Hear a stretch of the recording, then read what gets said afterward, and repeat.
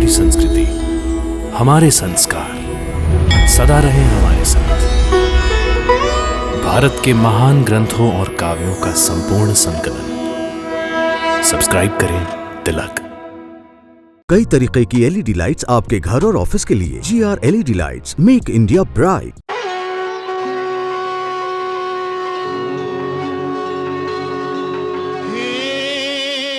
गंगा मैया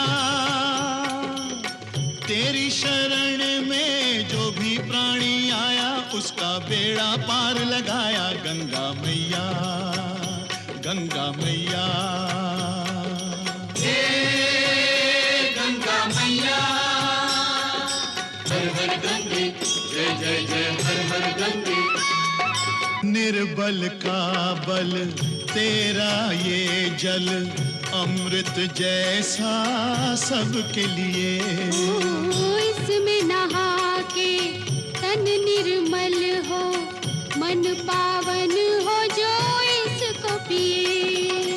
डूबे कभी ना उस प्राणी की नैया, जिसकी तू बन जाए खिवैया। गंगा मैया तेरी जय हो जय हो जय हो। गंगा मैया हर हर गंगे, जय जय जय हर हर गंगे, हर हर गंगे, जय जय जय हर हर गंगे, हर हर गंगे, जय जय जय हर हर गंगे।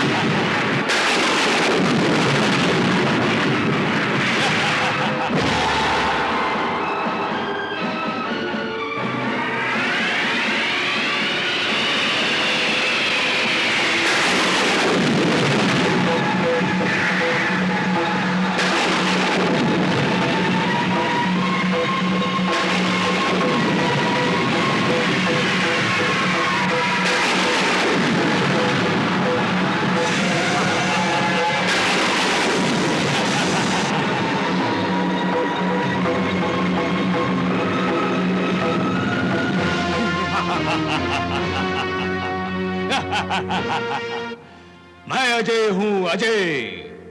वरदान में मिले इस त्रिशूल के दर्शन मात्र से ही मायावी देवियां भाग गई हैं।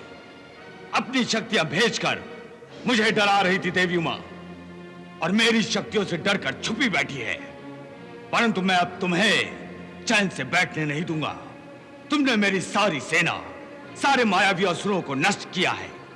अब मैं तुम्हें नष्ट कर दूंगा और देवी गंगा को असुरों की दासी बना दूंगा। मैं आ रहा हूं उमा, मैं आ रहा हूं गंगा।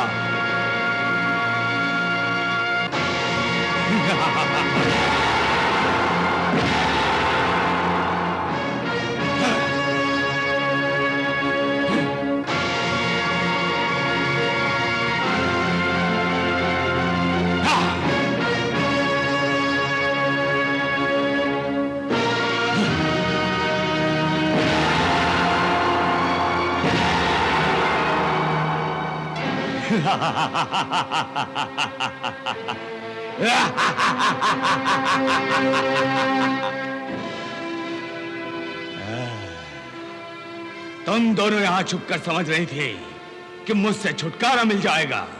अरे मैं असुर सम्राट अंधकासुर हूं। तीनों लोकों में कहीं भी छुपती तो मैं तुम दोनों को ढूंढ निकालता। तुम में से वो घमंडी उमा कौन है जिसे अपनी शक्तियों पर बड़ा घमंड था और जिसकी सारी शक्तियों को मेरी एक ही शक्ति ने मार भगा दिया? क्या कर रही हो उमा? मैं इस पापी का सर्वनाश कर दूंगी। ओह, तो तुम ही उमा हो। तुम्हारे चेहरे का क्रोध, तुम्हारे हाव भाव ही तुम्हारा परिचय दे रहे हैं। रस्सी जल गई मगर बल अभी तक बाकी है। परंतु मैं तुम्हारे सारे कस बल ही निकालने के लिए आया हूं उमा। घमंडी अंधकासुर, स्वयं घमंडी होकर मुझ पर घमंडी होने का आरोप लगा रहे हो। तुम्हारी सारी शक्तियों को मेरी शक्तियों ने नष्ट कर दिया। सारे असुर मारे गए, फिर भी तुम्हारा घमंड नहीं टूटा। असुरों का घमंड ही उनकी शान होता है। यदि घमंड टूट जाए तो असुर टूट कर रह जाता है। और तुम्हारी शक्तियां ही क्या जो मेरी एक ही शक्ति से डरकर भाग गई। उस शक्ति पर घमंड मत कर अंधकासुर। वो शक्ति तो शिव जी का वरदान है। शिव जी की शक्ति पर घमंड करना शिव जी का अपमान है। अपनी शक्ति हो तो दिखा। मेरा अपमान करती है? अरे मैं तो त्रिलोकपति हूं। पाताल से आकाश तक मेरा राज है और तू मेरी शक्तियों को ललकारती है। हे अहंकारी असुर सम्राट, मैं तेरी सारी शक्तियों को आंख झपकते ही नष्ट कर सकती हूं। देखो। ठहरो उमा। असुर सम्राट, अपने घमंड में क्या सच है, क्या सत्य है, मिथ्या है, क्या नाशवान है और क्या अनश्वर है, ये कुछ नहीं समझ पा रहे। इसीलिए अनजाने में वो भूल पर भूल किए जा रहे हैं। मैं उनके क्रोध को शांत करती हूं, तभी वो उचित सोचने समझने के योग्य बन सकेंगे। अन्यथा तुम्हारी शक्तियों का उन पर प्रयोग अत्याचार कहलाएगा। ठीक है दीदी, मैं आपका मान रखने के लिए चुप हो जाती हूं, पर मैं जानती हूं आसुरी प्रवृत्तियां बदलती नहीं। दानव कभी मानव नहीं बन सकता। आसुरी प्रवृत्तियां तो मानव को भी दानव बना देती हैं, जिन्हें नष्ट करके मैं उन्हें फिर से मानव बनाने की क्षमता रखती हूं। परंतु ये दानव है, मानव नहीं। यदि अंधकासुर सबसे दुष्ट दानव है, तो भी वो और उसकी आसुरी प्रवृत्तियां मेरे लिए चुनौती की भांति हैं। हाँ, यदि मैं उन प्रवृत्तियों को नष्ट ना कर सकी, तो मेरी उत्पत्ति का उद्देश्य ही नष्ट हो जाएगा। इसलिए अंधकासुर को और मुझे एक अवसर दो, फिर देखो मैं उसे कैसे बदल देती हूँ। दीदी, मैं आपकी इच्छा के विरुद्ध कुछ नहीं कर सकती। आप प्रयास करके देख लीजिए, परंतु मुझे असुरों से परिवर्तन की कोई आशा नहीं है। उमा, निराशा अच्छी बात नहीं। ईश्वर से हमेशा अच्छे की ही आशा करनी चाहिए। भूल हो गई दीदी, मुझे क्षमा कर दीजिए।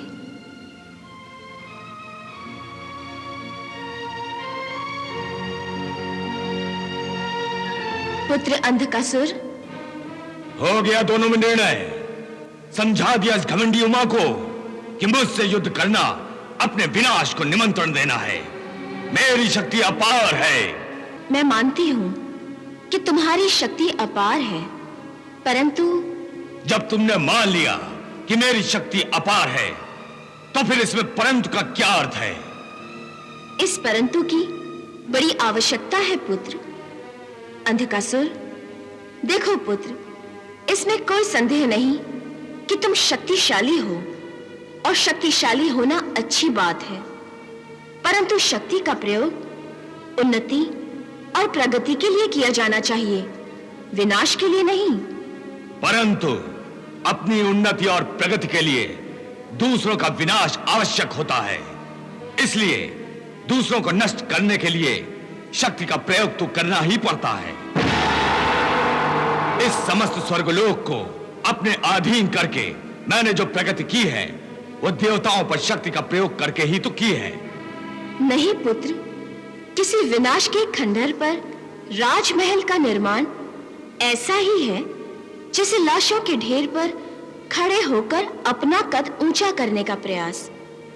विनाश और हत्या से बचना ही उचित है, क्योंकि शक्ति का प्रयोग जब विनाश के लिए किया जाता है तो इसमें स्वयं अपना ही विनाश होता है। मुझे अपनी शक्ति के प्रयोग में अपना कोई विनाश, कोई हानि दिखाई नहीं देती।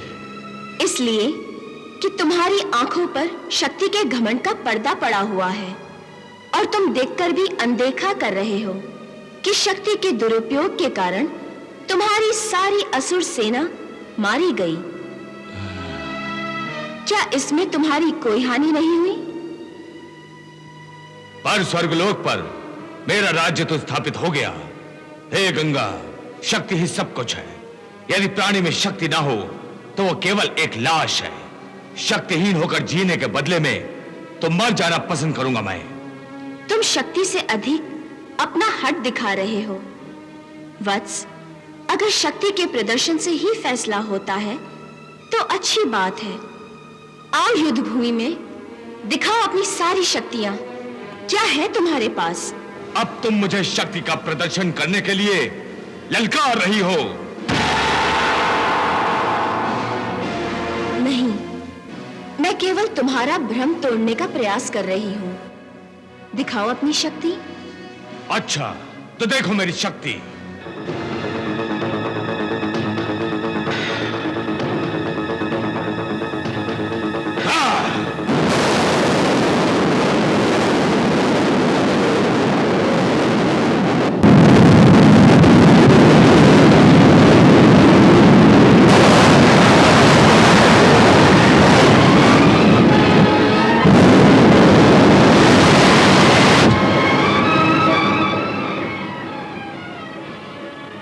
पुत्र, तुम्हारी ये शक्ति तो क्षीण हो गई। और कोई शक्ति दिखाना चाहोगे? इसमें इतना प्रसन्न होने की कोई आवश्यकता नहीं। अभी तो खेल आरंभ हुआ है।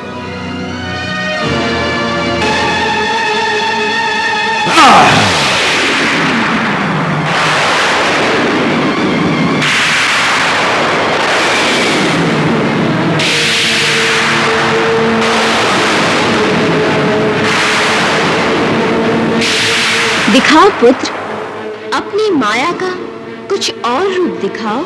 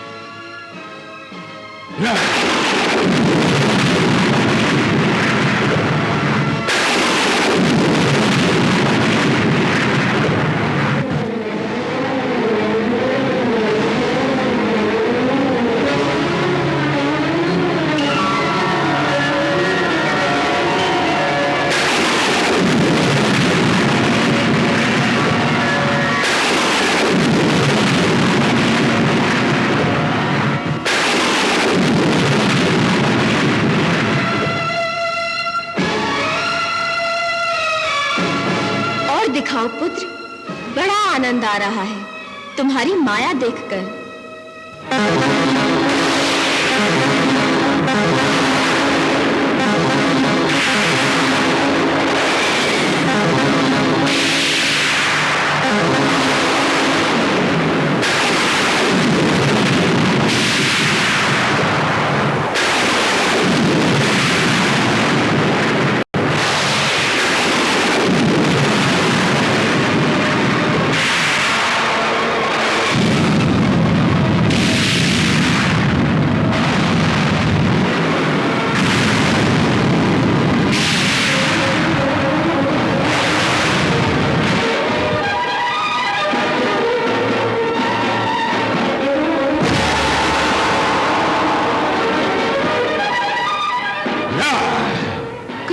करते हो?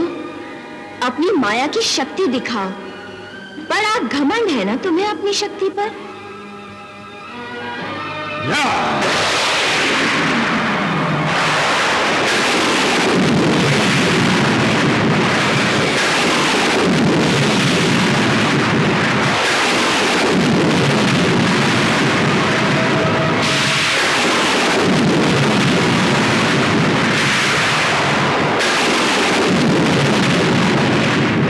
पुत्र, तुम्हारी एक एक शक्ति व्यर्थ होती जा रही है। क्या फिर भी तुम और अधिक शक्तियां दिखाने की हट करोगे पुत्र? ये तुम क्या मुझे बार बार पुत्र कह रही हो? तुम्हारे पुत्र कहने से मेरा मन पिघलने वाला नहीं है, ना मैं अपनी शक्तियों का प्रदर्शन करना रोकने वाला हूं।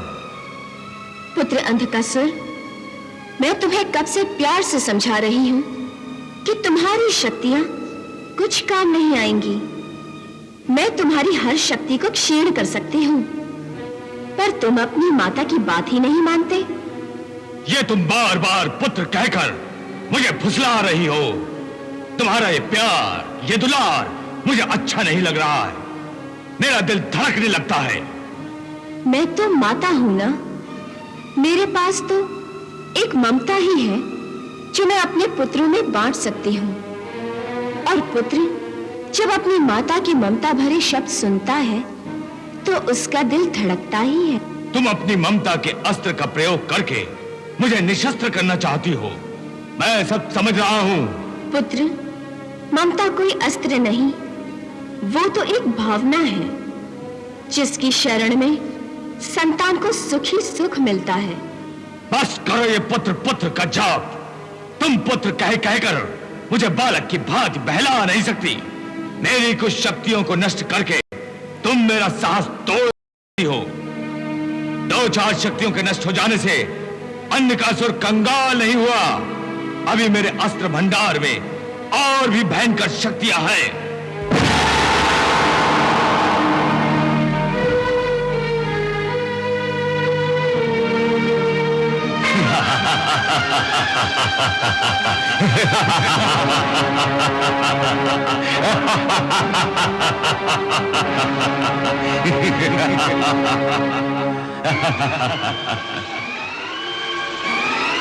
देवियों, देख लिया मेरी शक्ति का प्रदर्शन? ये शक्ति का प्रदर्शन नहीं, केवल माया दर्पण है। जो भी है, क्या इसका उत्तर तुम्हारे पास है? हाँ है। तो दिखाओ। तो लो, देख लो।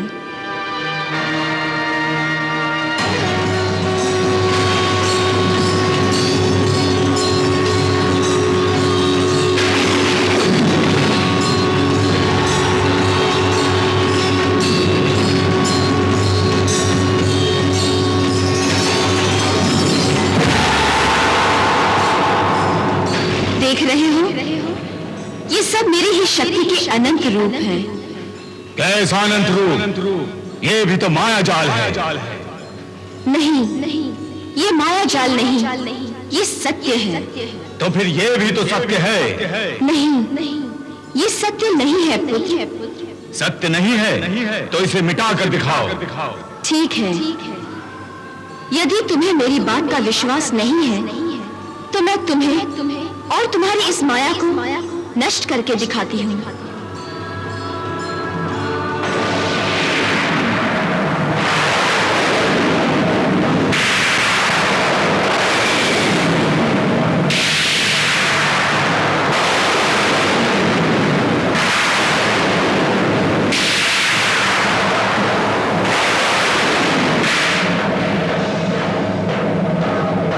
पुत्र अंधकासुर, मैंने तुम्हारे माया दर्पण को नष्ट कर दिया। अब तुम्हारे पास वास्तव में कोई शक्ति है तो मेरे इस सत्य को मिटा कर दिखाओ। क्या समझती हो तुम मुझे? क्या मैं तुम्हारी इस माया को नष्ट नहीं कर सकता?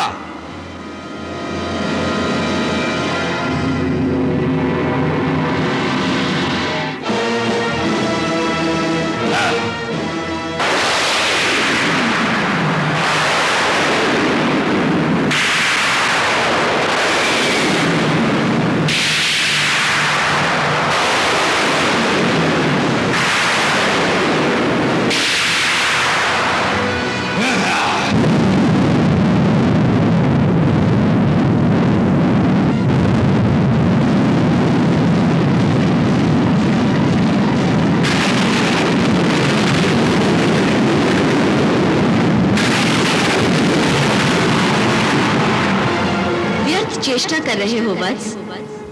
तुमसे ये नहीं मिटेगा। क्यों नहीं मिटेगा?